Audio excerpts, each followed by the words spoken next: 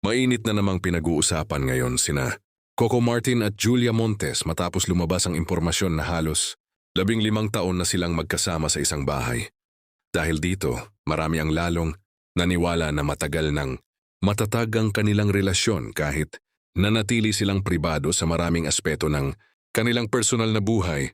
Bukod sa kanilang matagal na pagsasama, napag-uusapan na rin umano ng dalawa ang tungkol sa prenuptial agreement o prenup.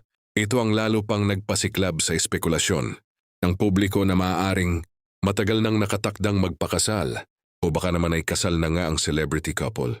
Matatanda ang ilang taon na rin ang nakalipas nang lumabas ang mga ulat na umano'y lihim na nagpakasal sina Coco at Julia sa Spain. Pagamat hindi ito kinumpirma o pinabulaanan ng dalawa, nanatiling buhay ang mga haka-haka at patuloy na sinusubaybayan ng kanilang mga tagahanga ang bawat bagong impormasyon tungkol sa kanila.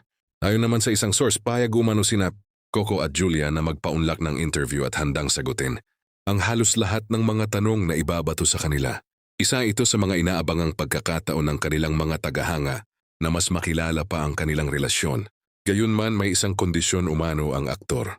Yun sa source, sinabi ni Coco na maaari silang tanungin tungkol sa kahit anong paksa, maliban lamang sa usapin tungkol sa kanilang anak.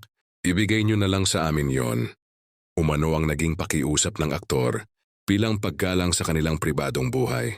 Sa kabila ng matinding interes ng publiko, nananatiling maingat sina Coco at Julia sa pagbabahagi ng ilang detalye tungkol sa kanilang pamilya. Gayunpaman, patuloy pa ring suportado ng kanilang mga tagahanga ang dalawa at umaasang darating ang panahon na sila mismo ang magbabahagi ng buong kwento ng kanilang relasyon.